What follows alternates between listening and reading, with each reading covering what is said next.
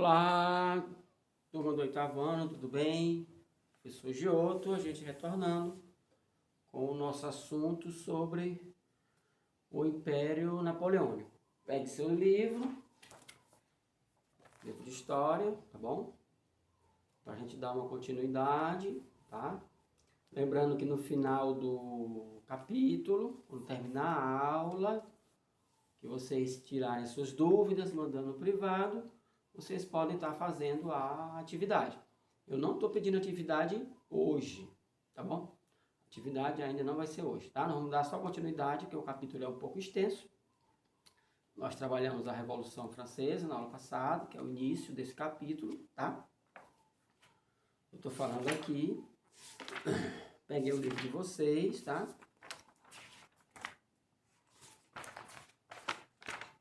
Eu estou falando do capítulo 4.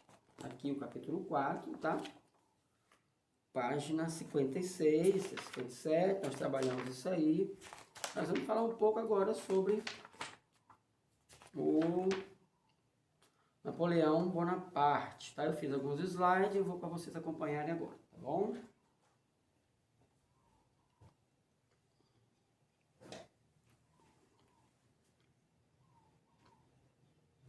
No Império Napoleônico. Foi um grande conquistador. Nasceu em 1769, Póssida, tá? Ele era europeu, lógico, né? Nasceu na França. Governou a França de 1799 a 1815, né? Observando aí a data, ele tinha aí, quando ele pegou, né, 30 anos de idade. Então era um jovem militar, estava começando a sua carreira, né? E já estava à frente do governo da França, né? Demorou 15 anos, mais ou menos. Além de ter sido um grande general, ele conquistava a lealdade de seus soldados com promessas de glória e riqueza. Quer dizer, ele ia para as guerras, né? E conquistava e deixava os seus soldados lá, ficando com algumas riquezas dos países. Então ele era admirado pelos seus soldados por conta disso. Como foi essa era napoleônica, né? É um dos quadros pintados por artistas franceses da época, tá? Que existe até hoje. Primeiro consulado, o governo dele é dividido em algumas partes, né? Primeiro consulado, ele tentou pacificar, né? Uma pacificação interna e externa. É meio contraditório, porque ele tentava pacificar, mas as pessoas que iam contra ele acabava usando a violência. Ele fez acordo de paz com países vizinhos, tá? Com a exceção da Inglaterra, que bateu de frente com ele, tá? Mas ele conseguiu fazer esse acordo de paz por alguns anos, lógico, né? Houve aí um acordo com a Igreja Católica, porque como ele acabou com as regalias do clero na época, houve um mal olhado da igreja em relação ao seu governo. Então, ele adotou o catolicismo como religião oficial. Houve um acordo com a nobreza, a anistia, porque na época ele acabou com os privilégios da nobreza. Existiam, né, na época dos imperadores, antes dele, lógico, muitos nobres, eles não trabalhavam, né, e viviam fazendo festas, gastos, caçadas, eram custos muito elevados, e ele acabou com isso. Ele trouxe famílias nobres, né, emigradas, sem a devolução de terras perdidas durante a Revolução Francesa, isto é, ele aceitou pessoas, esses nobres que vieram de volta para a França, mas perderam seus privilégios, suas terras. Ele tentou aí fazer uma recuperação econômica, né? A França vinha de muitas batalhas, né? Muitas guerras vitoriosas e também fracassadas, e isso acaba esgotando todo um país, uma nação. Foi a criação do Banco da França, onde ele centralizava na Casa da Moeda, ele fabricava a própria moeda lá, chamada de franco, na época, né? Ele tentou financiar indústrias né? E a agricultura também, tá? E interessante que ele gostava das ciências, né? Então, as pessoas que trabalhavam, os pequenos cientistas e grandes cientistas que traziam novas invenções, ele dava prêmios, tá? Então, a França, até hoje, né? É um país muito desenvolvido em relação a isso. Centralização administrativa. Como é que ele pensou, né? Ele se tornou o primeiro cônsul, né? Primeiro ele se tornou cônsul, responsável pelo poder executivo por 10 anos, que foi criado isso aí na Constituição de 1802.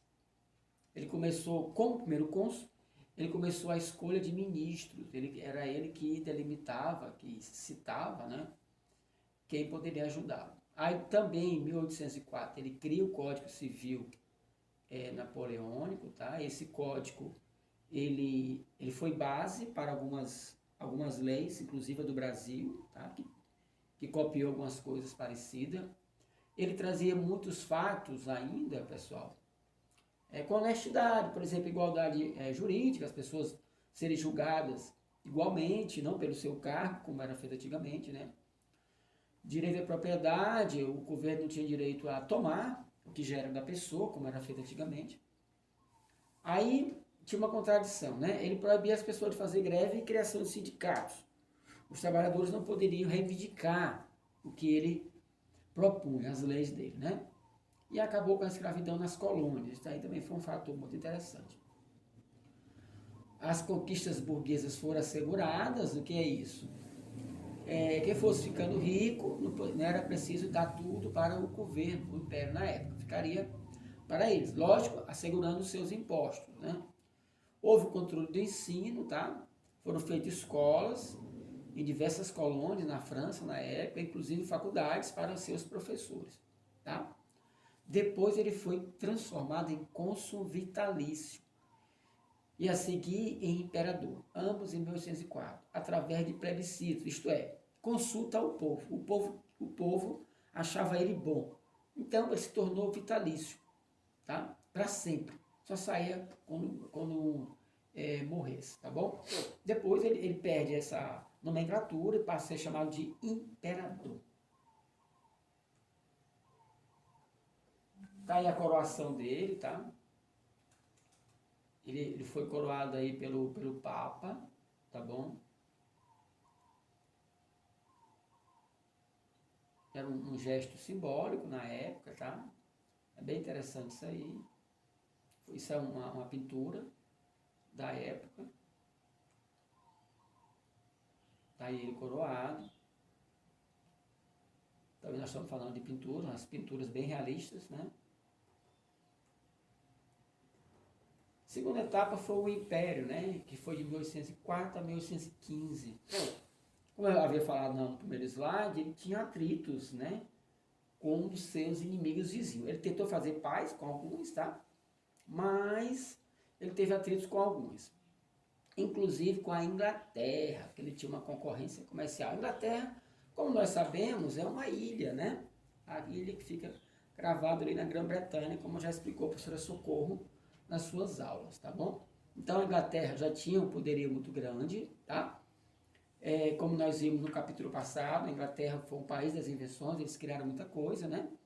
Era um país altamente rico e Napoleão não conseguia, né, invadir a Inglaterra e nem dominar, tá?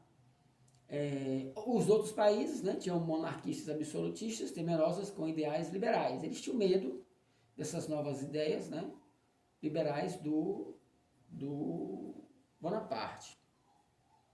Aí começaram a ter conflitos, né? Em 1805 ele foi derrotado pela Inglaterra na Batalha de Trafalgar, tá? Aí começou as pequenas derrotas do seu governo. Houve aí um bloqueio continental em 1806. Napoleão proíbe os países da Europa de manter relações comerciais com a Inglaterra. Ele já dominava várias nações. Ele invadia, assumia o seu governo e não deixava os outros países assumirem nada, tá bom? Então ele mandava os outros países a não negociar com a Inglaterra, fazendo com que a Inglaterra ficasse mais pobre. Tá? E qual era o objetivo disso? Vencer a Inglaterra através do esgotamento de sua economia. Agora houve um fracasso. Por quê? Porque alguns navios acabavam levando produtos para a Inglaterra. Lembrando que a Inglaterra é uma ilha, então lá é muito limitado, só vai a barco, tá? Hoje em dia vai de barco e vai também de avião, lógico, mas na época não tinha. Aí acontecia muitos contrabandos, tá bom? E a Inglaterra reforça muito o comércio com outras áreas, principalmente para cá, pessoal, para as Américas. O que é que acontece? O rei de Portugal, na época, né, Dom João, ele foi obrigado a fugir para o Brasil. Ele foge para o Brasil, tá? Para não ser preso por Napoleão Bonaparte. É bem interessante isso aí, porque na novela das 6 agora, está retratando isso, né? Que nesse período, esse período colonial, né? Um pouco dessa história. Então, quem puder assistir a novela ela uma novela de época, tá? Ela retrata muito bem esse momento que estava acontecendo, tá bom? A Europa napoleônica, né? Se você observar aí, o Império Francês, essa parte de azul escuro, né? Aí os estados dependentes é o azulzinho mais claro, né? E os estados, os países aliados, né? Que são aquele mais, o azul mais clarinho ainda, né? Os que estão em branco, totalmente em branco, né? Não eram países dominados pela França na época. Então, se não tivesse acabado, ele ia dominar o mundo, tá? Napoleão tinha uma mente, assim, de conquista, era um conquistador. Como eu havia falado, né? Napoleão forçou o rei de Portugal a sair de Portugal para vir para o Brasil em 1908, tá? E isso acabou o quê? Com carência de produtos manufaturados na Europa, né? As Américas mandavam, né? Produtos. A exploração de populações dominadas, resistência a Napoleão, ele resistiu, né? Houve uma lenta decadência por conta da sua travessia, nós estamos falando aí de mares, de oceanos, né? Então, essas comunicações demoravam. E deposições de monarquias absolutistas na Europa. Então, ele invadia, né?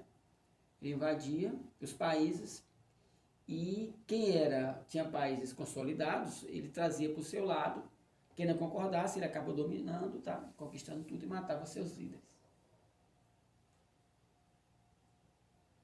Em 1812, houve uma campanha da Rússia, ele tentou também, né? Invadir a Rússia, mas houve aí uma grande derrota de Napoleão, mais conhecido como Terra Arrasada. O que era isso? Por onde os russos passavam, né? Eles destruíam tudo, então não tinham como os franceses se alimentarem, tá? Então eles acabaram sendo derrotados, tá? Eles acabaram sendo derrotados porque não tinham mantimentos. Eles chegavam lá, era tudo queimado, florestas, alimentos, animais e tal, tá? Em 1814, tá? Houve uma coligação da Rússia, Inglaterra, Áustria e a Prússia, que eles venceram Napoleão. A junção desses países, tá? E ele fugiu para a Elba, né?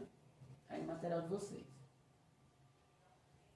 No retorno, o governo dos 100 dias, que isso já foi em 1815, houve uma guerra em Waterloo, tá?